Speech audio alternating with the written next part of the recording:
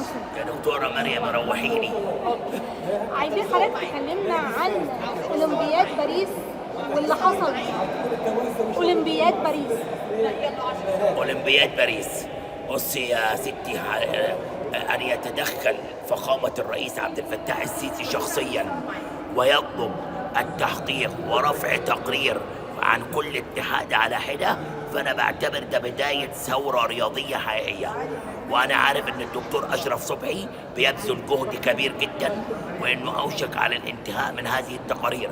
بحيي الدكتور أشرف صبحي على جهده، وبحيي الدكتور أشرف صبحي على اجتهاده، وبقول إني أنا ثقتي في الرئيس ليس لها حدود، وإن شاء الله هنروح لحتة تانية. لكن أنا كنت متوقع من 6 ل10 ميداليات، ولكن قدر الله ما شاء فعل، لأن إحنا بنصرف أرقام قليلة جدا في إعداد بطل أولمبي.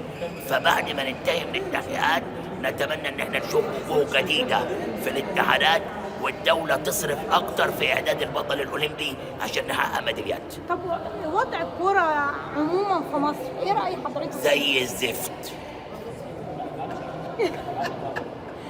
كل الالعاب ولا لعبة؟ ما لو عندك كلمة زي غير الزفت حطيها، دي مختصرة. أتمنى إن إحنا نعمل حاجة كويسة في الكورة والله. وعلى فكرة أنت يعني إذا كان هناك حد محترم شفته في المنظومة دي، يعني هو النادي الأهلي فقط لا غير. حضرتك شايف ان هو فريق محترم؟ الأهلي نادي عالمي على أرض مصرية. طب واللي بيحصل من اللعيبة الفترة الأخيرة اللي شفناه من حوادث حيث كتير، حوادث كتير اللعيبة بيرتكبوها أو قضايا مخدرات عيال بتتاخد. صيع، لازم يحترموا نفسهم ويتقوا الله. ربنا اداهم المال والجاه والسلطان، لما ما يتقيش ربنا يبقى ما ينفعش ان احنا نتكلم عليه اصلا.